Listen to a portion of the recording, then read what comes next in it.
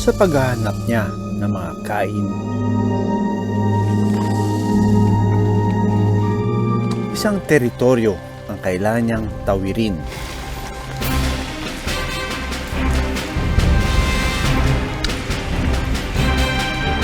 Pero ang napasok niya, isang war zone pala.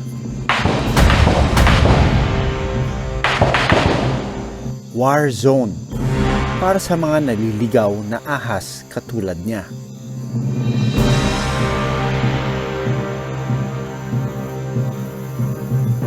Sinubukan niyang sumiksik sa puno para magtago.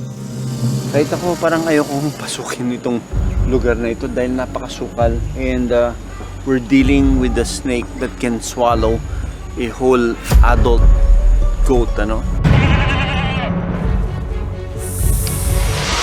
Nakatakot.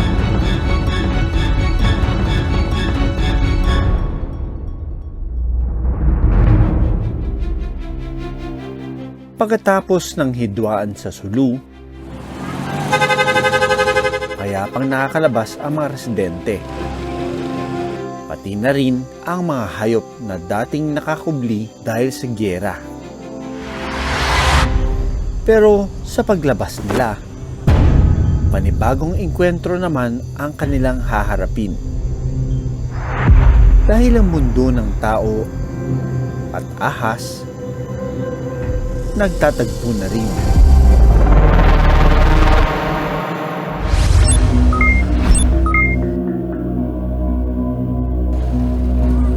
Sa Indanan, Sulu, laging nakaalerto ang mga residente ng Baryo Buanza. Ilang beses na kasing may namata ang malaking ahas na gumagala sa lugar. At nito ngang Oktubre, isang malaking sawa ang naabutang kumain ng isang buntis na kambing sa bahay na ito. Sa takot, hindi na nilapitan pa ng mga residente ang sawa. Bumalik raw ito muli sa gubat. Itong lugar na ito ang sinasabing habitat ng isang napakalaking sawa na kumain daw ng kambing. At may mga kabahayan doon nagkaroon ng engkwentro sa sawa. May nakita daw kasi sila, Dok. Tapos pagbalik daw, parang laki na daw ng ng balde. Diyan po daw sa sa baba. Yung malaki na daw ang kumain ng kambing. Sa Indanan, Sulu, laging nakaalerto ang mga residente ng Baryo Buanza. Ilang beses na kasing may namata ang malaking ahas na gumagala sa lugar. So, syempre, yung mga fear ng mga tao dito is since nag-expand na yung kanyang katawan, kaya niya nang lumunod ng adult na kambing, is baka mamaya sunod bata naman o tao ang kaya niyang lulunin. Wala na rin bumaba sa parting ito ng tulay, sa takot na ma-ambush sila ng isang malaking sawa. Sinabihan niya daw po yung mga bata na wag daw po pumunta dyan kasi nakakatakot daw po yung mga ahas. Kahit ako parang ayokong pasukin itong lugar na ito dahil napakasukal. Wala siya masyadong trail, and we're dealing with a snake that can swallow a whole adult goat, ano? Nakatakot, lalaki ng mga puno, and may mga blind spot na hindi mo alam kung nandun ba yung sawa. Most probably digested na yung kinain niya, and it's ready again to hunt. So hindi natin alam kung kailan siya magsa-strike again. Hanggang ngayon, hindi pa ulit nagpapakita ang sawa na lumulon ng kambing. Kung ang mga tao matindi ang takot sa malalaking ahas, ang mga sawa iniiwasan ring mag-cruise ang landas sa tao. Dahil kapag sila ay nahuli, sila naman ang talo. Sa Indanan, Sulu, isang sawa ang pinagtataga. Nakapasok raw kasi ang sawa sa kulungan ng mga alagang manok.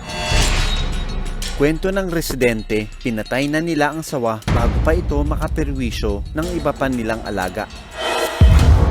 Bukod sa indanan, dinarayo rin ng mga sawa ang isang komunidad sa Hulo, Sulu. Madalas na raw ang pagtambay ng sawa na ito sa bahay ng isang residente.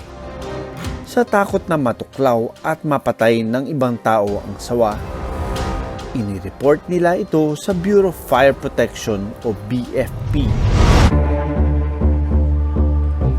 Pinuntahan ko ang sawa para suriin. Uy! It's a medium-sized reticulated python. Bali, ilang na po siya dito? Ilang days na o linggo? 1 week pa lang. So, ilalabas natin siya para mas ma-assess natin siya.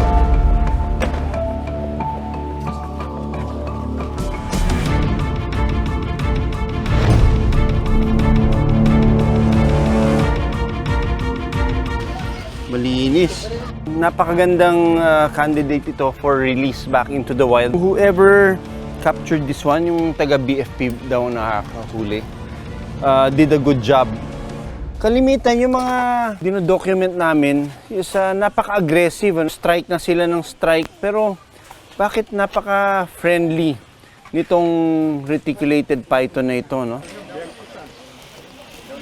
Okay. Tumugin natin, oh.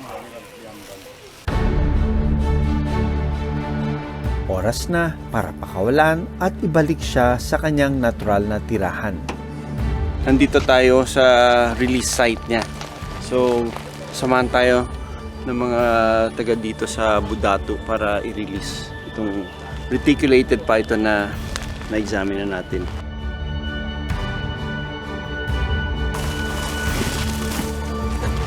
Okay, alright.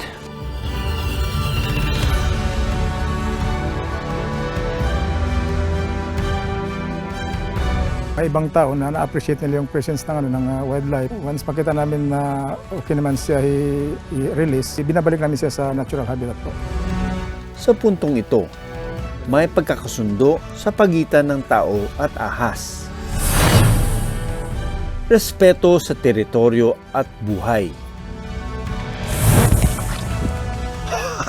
He's got that. Kung minsan, dala ng takot, nabubuo ang di pagkakaunawaan. Pero sa huli, unti-unti ring nagkakaroon ng katahimikan. Simula nang mas piliin ng mga tao na iwasan at hayaan na lang ang anumang hayop na mapadpad sa kanilang bakuran.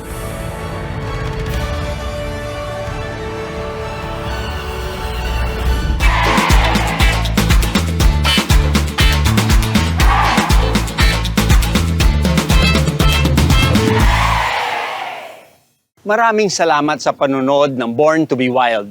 Para sa iba pang kwento tungkol sa ating kalikasan, mag-subscribe na sa GMA Public Affairs YouTube channel.